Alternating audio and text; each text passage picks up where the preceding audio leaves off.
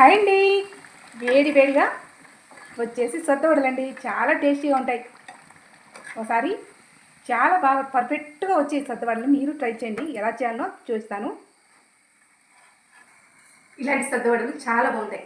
అప్పుడు అమ్మమ్మలు చేసే పల్లెటూరు వంటలు అంటే చాలా బాగుంటాయండి. ఒకసారి తప్పకుండా ట్రై చేయండి. సూపర్ ఉన్నాయి ఫ్రెండ్స్. తప్పకుండా ట్రై చేయండి. మీ పిల్లలు ఖచ్చితంగా నేస్తాయి. దీని ప్రాసెస్ ఎలా ఉంటుందో చూద్దామా? అండి, welcome to Kumari YouTube channel. ఈరోజు మన ఛానల్ వచ్చేసి సద్దవడ చేయబోతున్నాను ఫ్రెండ్స్. చాలా సింపుల్ ప్రాసెస్తో చాలా టేస్టీ వడలు ఎలా చేయాలో చూస్తాను. రండి, ఎలా చేయాలో చూస్తాను. ఫస్ట్ పచ్చిమిర్చి, వెల్లుల్లిపాయ, జీలకర్ర కొంచెం ఇవన్నీ కలిపి కొంచెం ఒక్కలొక్కలుగా దంచుకోవాలి. అప్పుడే బాగుంటుంది. వచ్చేసి ఎర్రగడ్డ, పచ్చిమిరపకాయ, జీలకర్ర ఒక హాఫ్ సెంచర్ జీలకర్ర తీసుకున్నాను. ఇదంతా పిండి వేసి ఇప్పుడు వచ్చేసి కరివేపాకు, మెయిన్ ఉంది చిరిపప్పు. ఇది వేయడం వల్ల క్రిస్పీగా ఉంటుంది, అలాగే టేస్టీగా కూడా ఉంటుంది. కడపలం పోయి ఏ వంట చేసినా పర్ఫెక్ట్గా ఉంటుంది. టేస్ట్ కూడా అదిరిపోతుంది. తప్పకుండా ట్రై చేయండి. చిరిపప్పు వచ్చేసి ఒక 2 టేబుల్ స్పూన్ తీసుకున్నాను.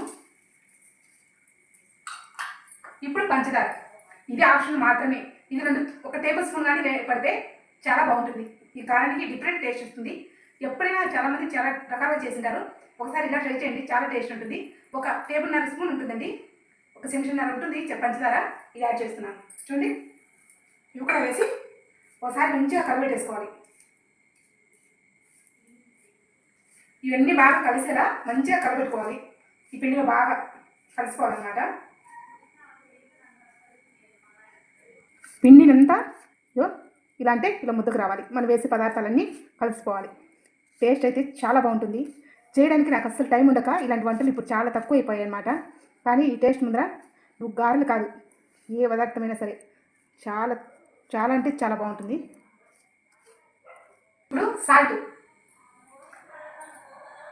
ఎప్పుడు కూడా వాటర్లో వేసుకొని, వాటర్ కొంచెం ఉప్పుగా ఉండేటట్టు చేసుకోవాలి. వాటర్లో వేసుకుంటే కరెక్ట్ కలుస్తుంది.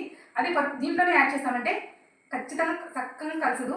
కాబట్టి వాటర్లోనే యాడ్ చేసుకొని గారెలో కలుపుకోవాలి. సాల్ట్ వేసుకొని ఇలా వాటర్లో కలిపేసుకోవాలి ఫస్టే. అప్పుడు పర్ఫెక్ట్గా ఉంటుంది వడలన్నీ.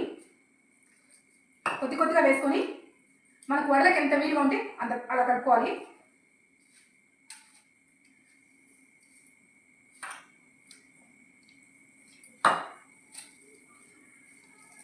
పిండి ఎంత రెడీ అయిపోయిందండి. ఇదిగో ఈ క్వాలిటీలో కలిపి పెట్టుకోవాలి. ఒక 10 నిమిషాలు ఇలాగ వదిలేద్దాం. ఆయిల్ కాగేలోపు పిండి బాగా సాఫ్ట్గా తయారవుతుంది. అప్పుడు గారెలు వేస్తే మంచిగా పొంగి క్రిస్పీగా వచ్చి చాలా టేస్టీగా ఉంటుంది. ఓకేనా?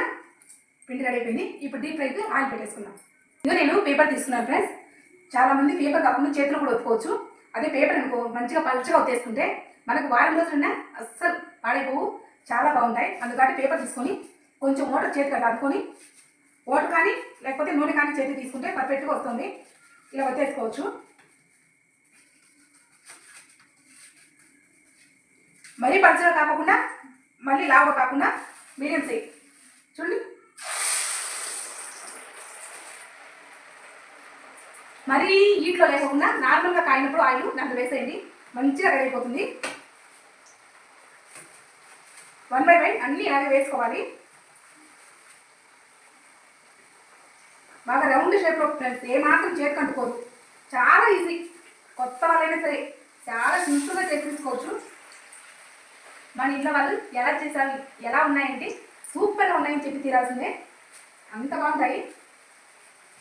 చూడండి, చేతికి అంటుకోదు అస్సలు.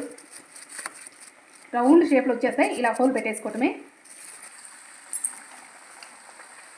ఇలా మంచి కలర్ వచ్చేదాకా ఉంచుకోవాలి. చూడండి, ఇది మంచి కలర్ వచ్చేసింది. తీసేద్దాం.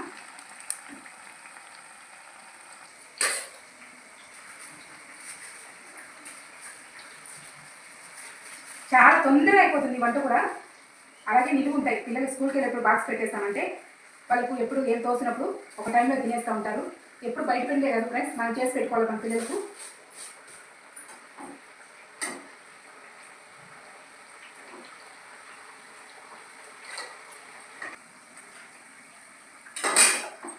వంట రెడీ అయిపోయి ఫ్రెండ్స్. ఇదో వడలు అయితే చాలా బాగుంటాయి. చిరిపప్పు వేయడం వల్ల మనకు తినేటప్పుడు బాగా కరకరలాడుతూ చాలా టేస్ట్ ఉంటాయి. ఎవరైనా సరే తప్పకుండా ఇలా ట్రై చేయండి, చాలా బాగుంటుంది. ఫస్ట్ టైం మన ఛానల్ చూస్తే సబ్స్క్రైబ్ చేయండి, లైక్ చేయండి, షేర్ చేయండి ఫ్రెండ్స్. Okay bye.